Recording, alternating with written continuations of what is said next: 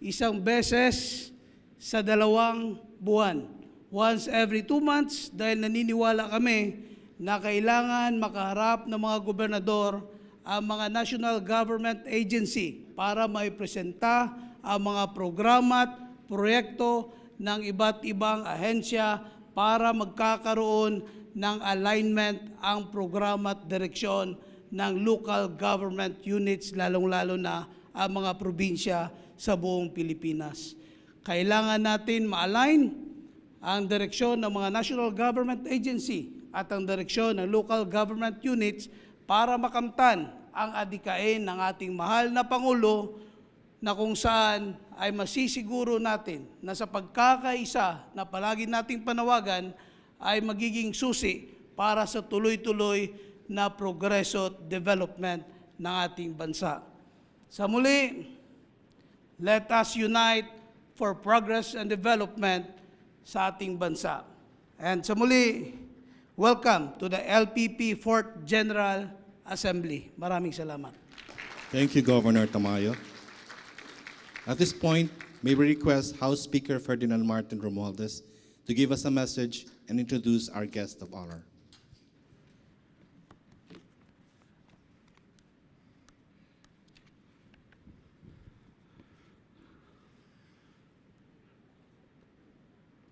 Good morning po sa inyong lahat. Of course, to our beloved President, ladies and gentlemen, and the League of Provinces of the Philippines. I'd like to, of course, acknowledge our President of the Republic of the Philippines, His Excellency Ferdinand R. Marcos Jr., our Special Assistant to the President, Secretary Antonio Lagdameo Jr., the League of Provinces and Philippines National President and South Cotabato Governor, my good friend, Governor Reynaldo Tamayo Jr., the League of Provinces of the Philippines National Chairperson and Quirino Governor, Dakila Kua, Honorable Governors, distinguished ladies and gentlemen, a pleasant morning to each and every one of you, and thank you for inviting us to the 4th General Assembly of the League of Provinces of the Philippines.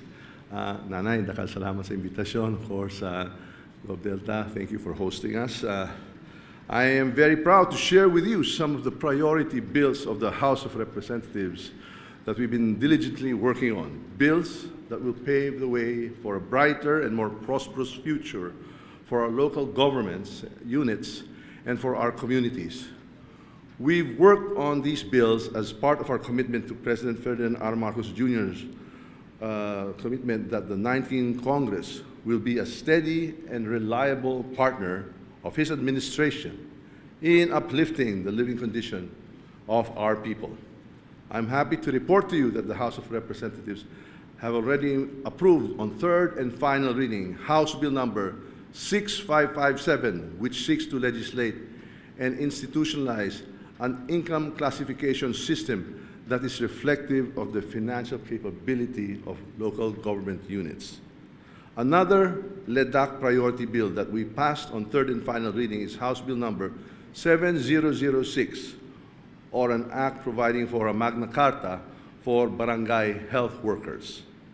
Likewise, we approved on final reading House Bill number 7354, which mandates the establishment of safe, fully equipped, and fully operational evacuation centers in every city and every municipality.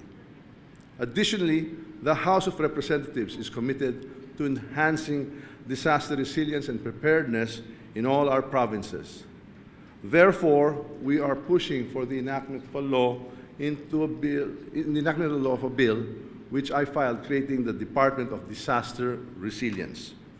We had also approved on 3rd and final reading and have transmitted it to the Senate the bill establishing the Negros Island region.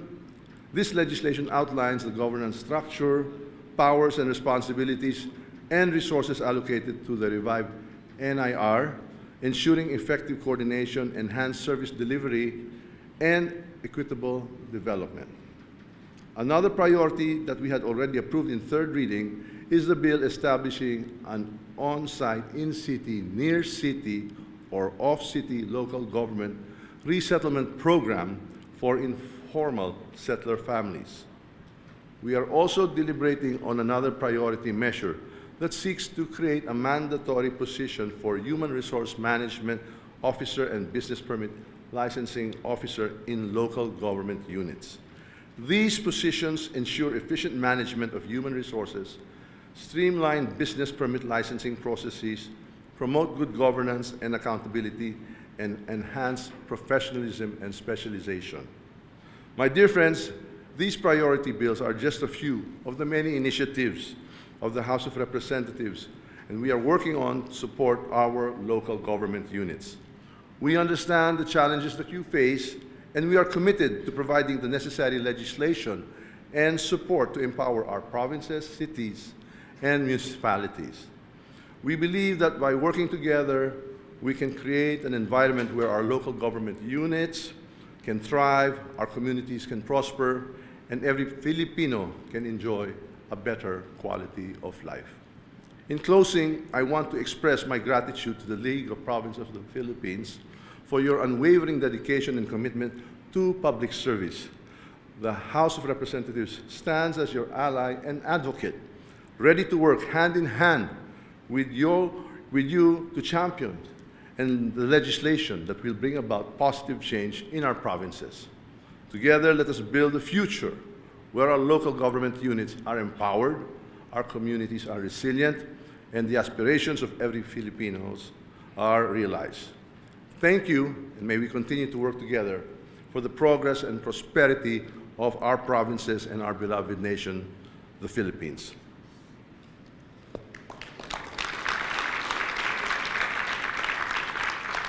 Ladies and gentlemen, the President of the Republic of the Philippines, His Excellency Ferdinand R. Marcos Jr.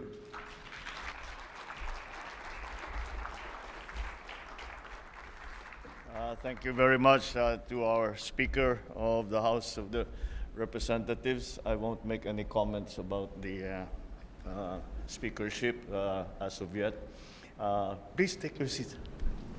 The Special Assistant to the President, Secretary Anton Lagdameo, League of Provinces, the President, National President, South Cotabato Governor, Governor Jun Tamayo, the League of Provinces of the Philippines National Chairman, and Quirino, Governor Dax Kua, the officers and members of the League of Provinces of the Philippines, my fellow workers in government, and that is a very important part of what we are what we are trying to achieve is this continuity and the coordination with all workers of government.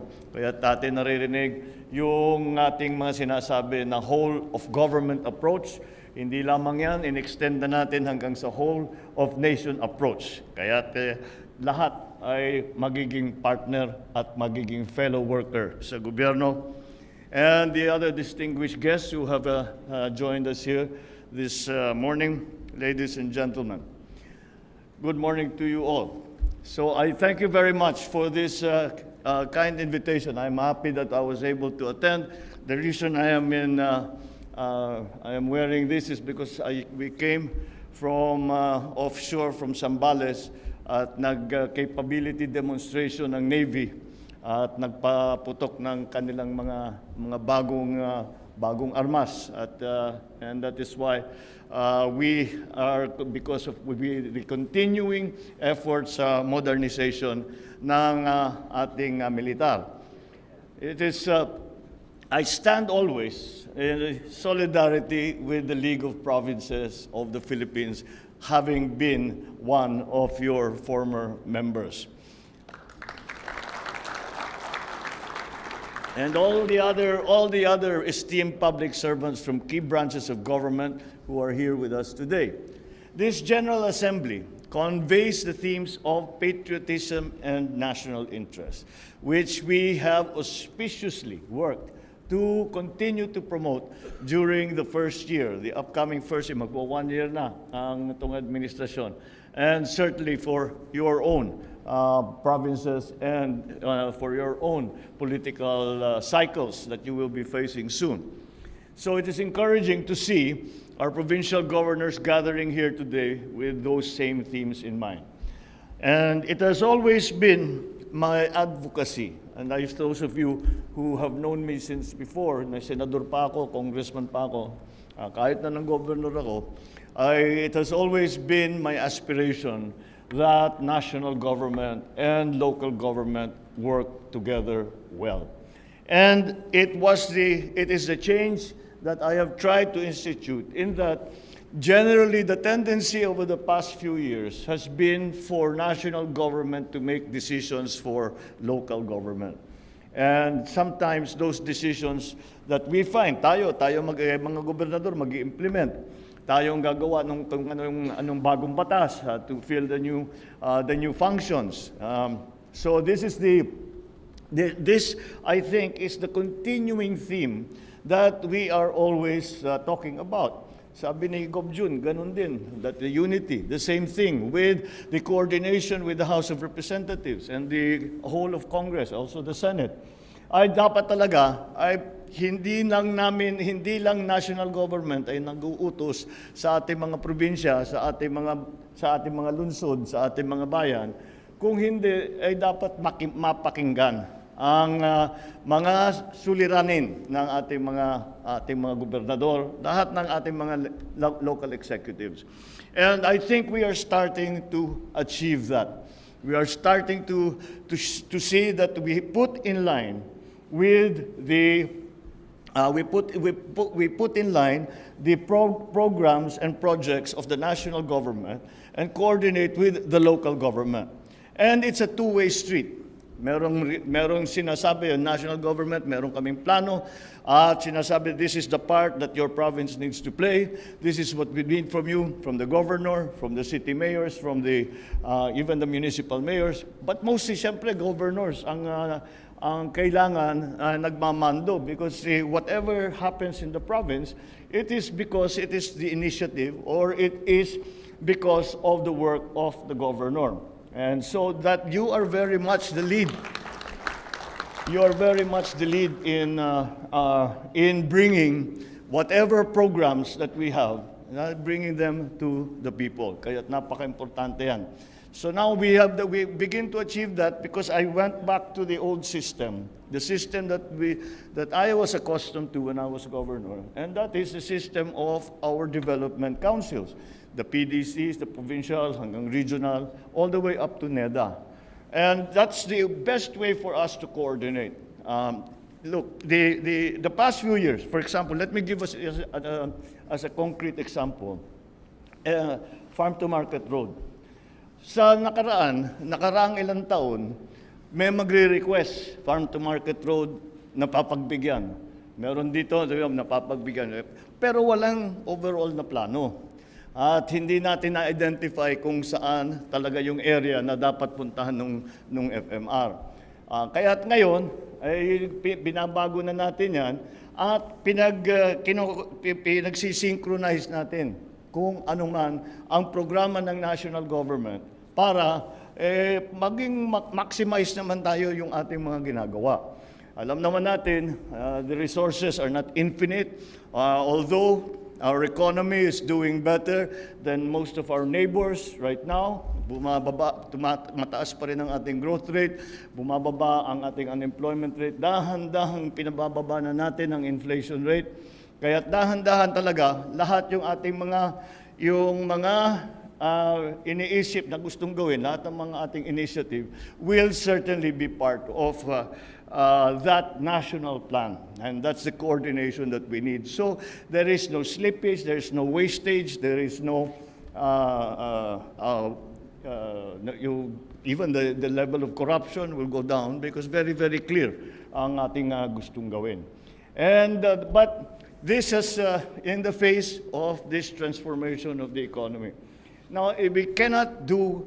I am not too proud to say that what I plan to do, what this administration plans to do, simply cannot be done without the governors and without the local executives. It simply cannot be done. hindi ko talaga naintindihan noon nung hindi kinukonsulta mga governor. Sabi, mahirap naman yan. Utos lang kayo ng utos, tapos hindi naman practical, hindi namin magawa.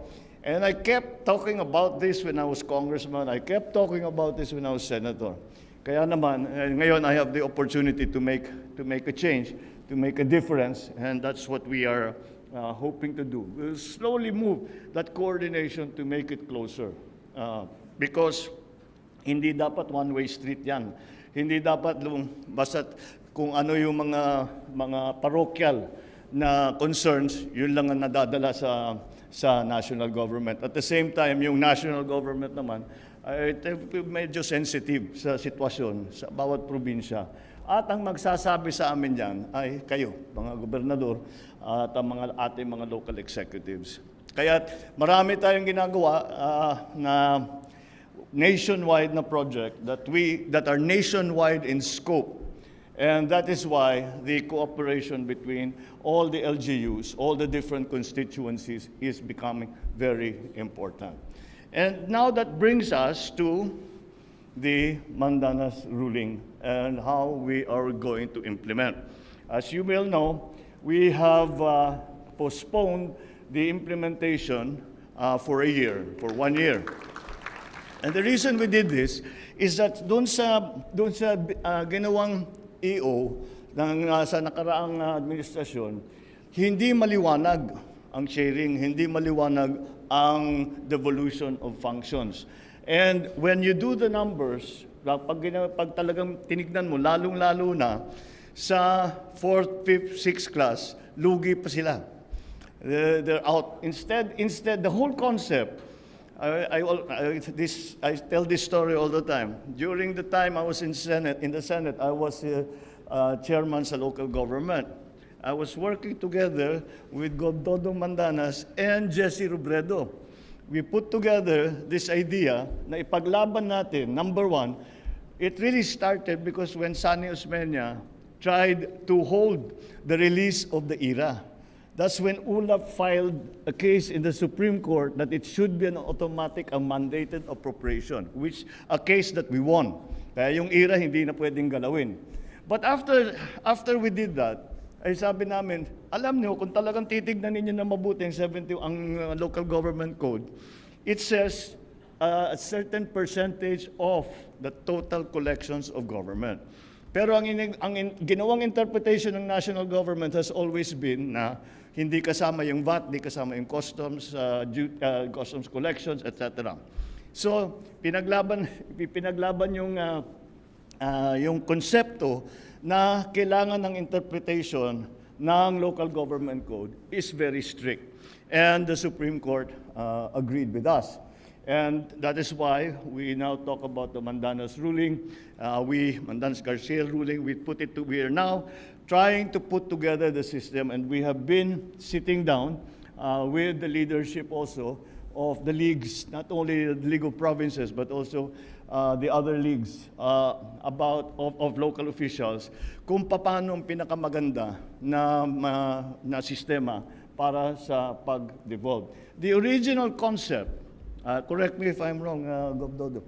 The original concept was yung extra na pondo na makukuha doon pag naipanalo na ngayong kaso, naipanalo na ngayon, pag naipanalo natin yung kaso doon sa Supreme Court, ang konsepto talaga dyan, ang unang bibigyan, tutulungan natin yung 4th, 5th, 6th class. Kahit na yung mga 3rd class na medyo naghihirap. Basta't magbibigay tayo ng tulong doon sa mga municipalities at that time. Wala na yata tayong 6th class na province. So, but it was during the time that we still had 6th class municipalities. Secondly, the money was to be used for those provinces na nagkaroon ng napakalaking personal service sa mga ospital na dinevolve. I always use Ilocos Norte as an example dahil yung presidente, tiga amin, ang dami naming ospital, marami kaming clinic. Nung dinevolve, talagang hindi talaga kaya. So that was the original concept that we had in mind. So we are trying to return it to that original concept. What we are in the middle of doing now is identifying ano ba talaga ang functions na nasa local, ano talaga ang functions na dapat nasa national government. And that's the service, yung service-oriented na service-based doon sa pagpili ng function. This is the kay GovDocs na they gave me a study on this, and I think that's the right way to do it. Na ang titignan natin, talaga naman, very, very easily identifiable ang mga services na dapat talaga ay manggaling sa probinsya. Meron din dyan na hybrid. Hindi lang probinsya. It is supposed to be a joint effort between the province and the national government. So that is what we are trying to calibrate now. Paano natin how do we do that so that the local governments are able to perform their functions and are able to provide the services to their constituents that are expected and that are mandated by the local government code. And this, although we went beyond the local government code, kahit wala doon sa local government code, kung sa pananaw namin, dapat probinsya ang gagawa, sinama namin sa listahan. Secondly, well, the other side of that coin is that what belongs to the national government. So, the services that the simple definition for the services that really should be expected of the national government are those that are nationwide in scope. Now, the hybrid areas are things like health, education, where we need to work together. Hindi maaaring local government lang, hindi maaaring national government lang. Dahil hindi mabubuo yung ating mga pinaplano. But beyond that, after identifying the functions that we feel belong to the national government, identifying the function that we feel belong to the local governments, again, to go back to the original concept, was that mabigyan natin ng extra funding ang mga local governments. Because simply, kung pag nakita ninyo, especially siguro yung mga na highly dependent, lalo na yung mga highly dependent sa IRA, yung mga IRA, mga 70%, 80% ng budget. Lalo na yung mga ganun, pagka ginawa na natin lahat ng mandated, we put the 20%, we put the 5% calamity fund, we put all of those together, dagdag mo na yung PS, yung MOE mo, wala nang natira. Dahil, first of all, yung rule na depending on the class of your province is that your PS should only be 50%, 55%. Wala namang nakakagawa niyan. Nobody can do it. It's very, very hard to bring the number of your employees down to that level. So, what we were trying to do and what we are continuing to try to do is to allow our local officials na meron namang pondo para magkaroon ng yung mga initiative ninyo na meron kayong pondo para gagawin ninyo kung ano yung naisip ninyo. Hindi lang yung mga mandated, hindi lamang yung mga na kailangan gawin na hindi naman wala tayong discretion, walang discretion ng governor. At yan ang aming iniisip na after we pay all of the payments that we have to make to our employees, all the funds that we have to complete, the 20% fund, the 10%, the 5% all of those ay makompleto na natin. Meron pa rin sana na mabigyan naman ng pagkakataon ng ating mga local leaders na meron kayong, I'm sure marami kayong ideas na hindi namin maiisip sa national government dahil hindi namin kabisado yung sitwasyon dun sa inyo. At hindi namin alam kung paano solusyonan kung meron mang problema, kung paano solusyonan yan, kailangan magtulungan tayo. So that's where we need the initiative of our local government. Malakas naman ang loob ko because I have always declared that some of the best talent that I have ever come across in government comes from the local government. Marami talagang magaling na governor, maraming magaling na city mayor, marami talagang marami, lahat yan pwede mag-senador. But they prefer not to. So this is the general idea what we are trying to do. Now, we postponed for 1 year dahil sa palagay namin, since the era will be based on the 3 years before, napakaliit naman ng koleksyon in the 3 years ago.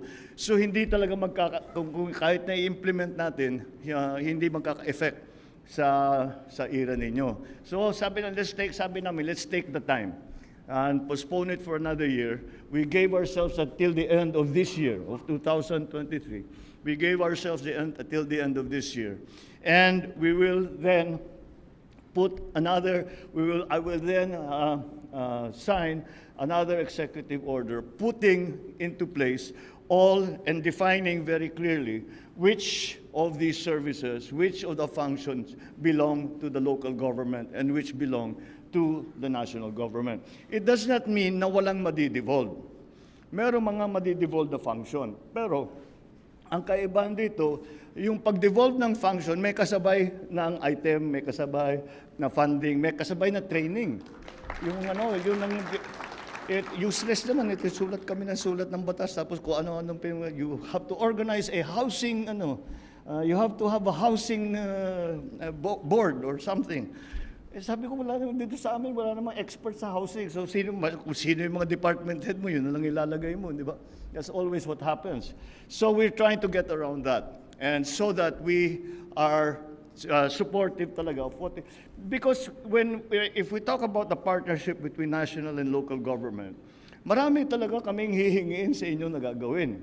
But at the same time, we have to also give you the capability. So you have to have the people who can do it, the people who are trained. And if they're not trained, then we will bring people to come in, like sa land use plan. Hindi ba? Hindi naman lahat expert. Marami tayong expert, pero maraming hindi. So, kuha tayo, maybe we'll get them from HLURB, yan ang mga expert sa ganyan, pupuntahan kayo para tulungan kayo dun sa land use, which is something that we really, really need already. So, those are the kinds of things that we are looking at.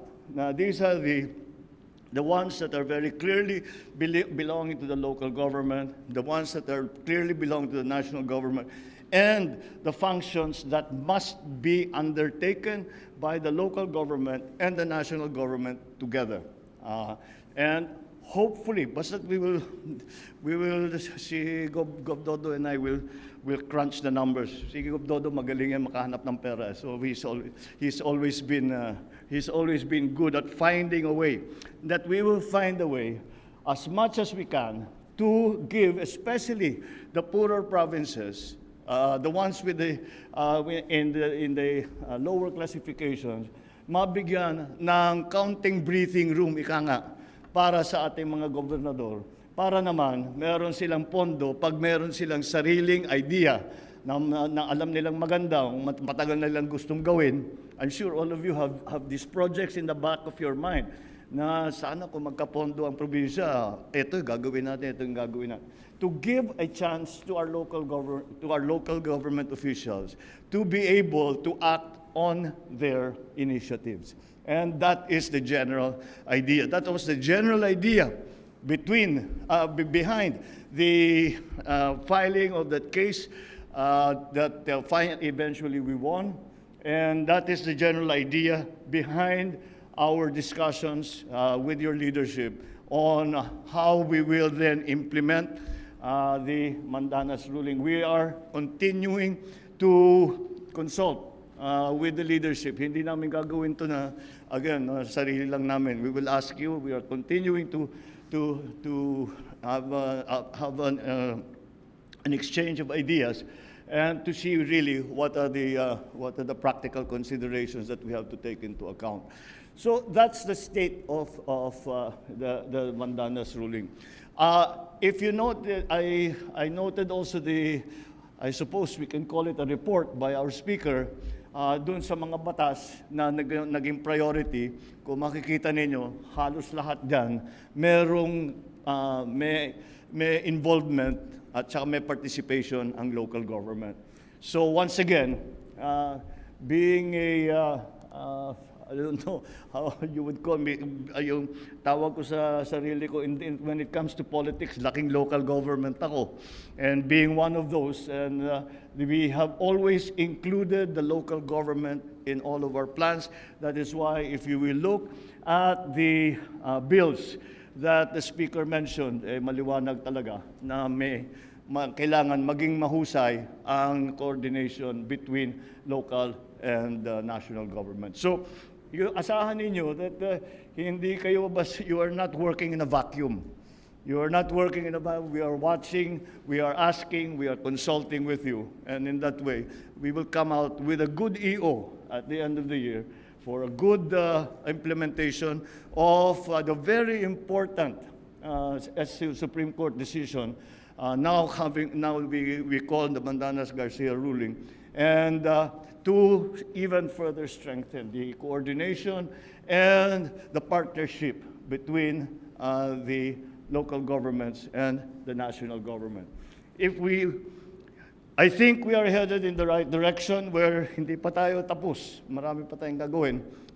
Although I think we are headed in the right direction, we will get there. With your help, we will get there. And this will be to the benefit of all our constituents. So let's keep that partnership strong, and let's work hard. And I'm sure that we will succeed, and to the benefit of all those that are in need of our help and of our services as public servant. Maraming salamat sa inyo. Magandang tanghali sa inyong lahat. Thank you, Mr. President. At this point, may we request the President to kindly grant us a photo opportunity. First, may we call on stage the governors from regions CAR 1 and 2.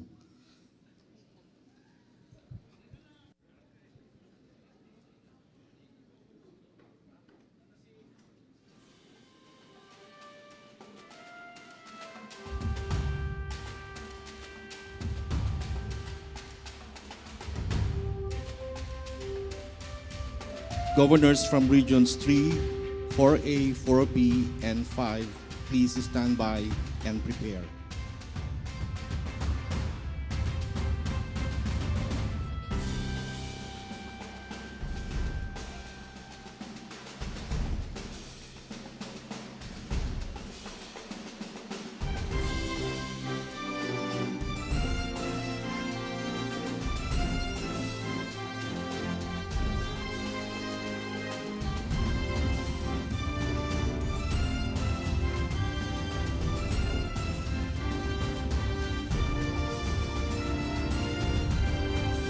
Thank you very much. Please exit to your right. Next, we have governors from regions 3, 4A, 4B, and 5. You may now proceed on stage.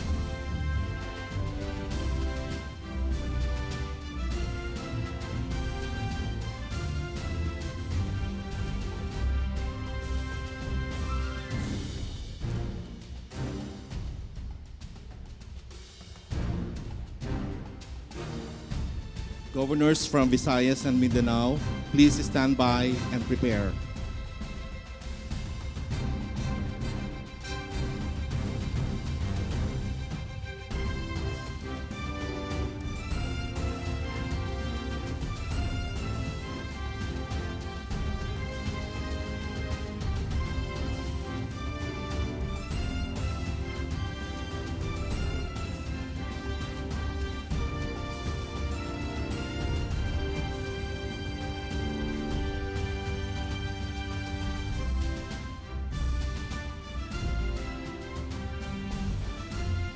Thank you.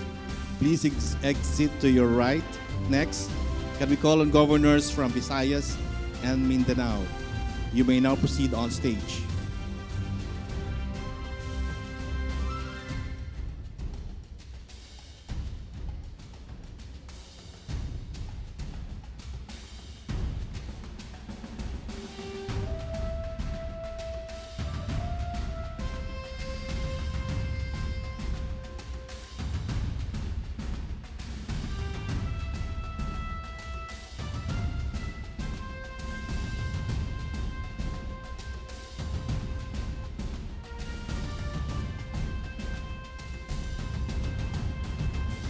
LPP National Regional Chairperson, please stand by and prepare.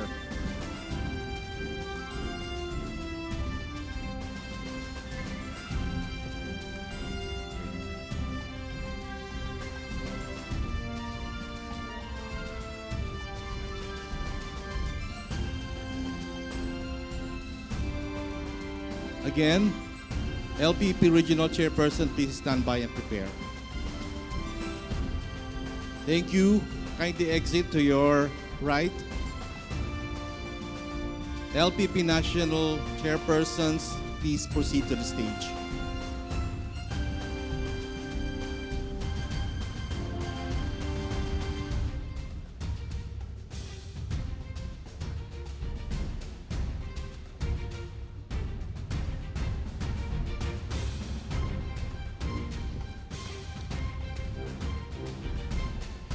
Again, can we kindly ask regional chairpersons to please come up the stage?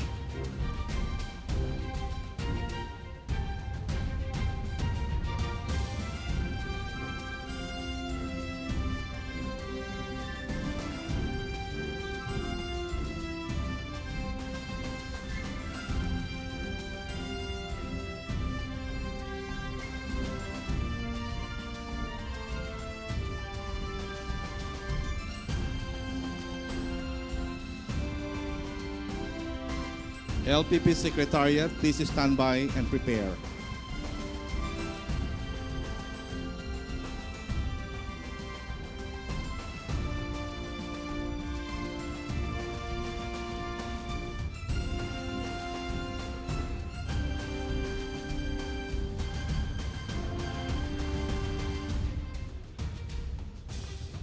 Thank you. Kindly exit to your right. LPP Secretariat, you may now proceed on stage.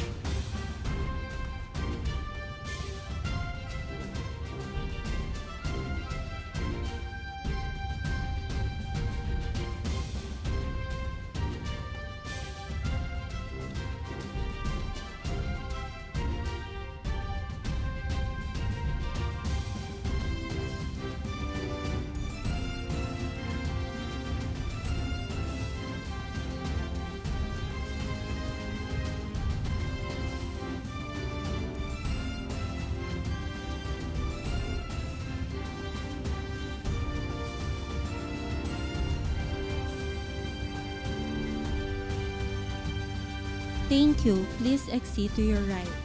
Thank you, Mr. President, for granting us a photo opportunity. That concludes our program. Thank you, Mr. President, for gracing the event today.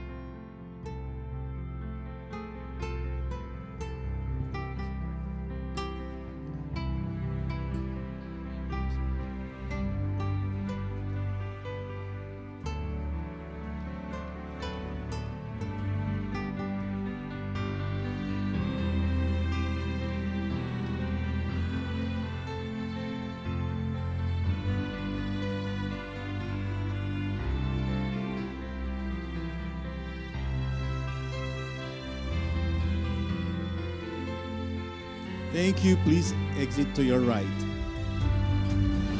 Thank you, Mr. President, for granting us the opportunity for photos.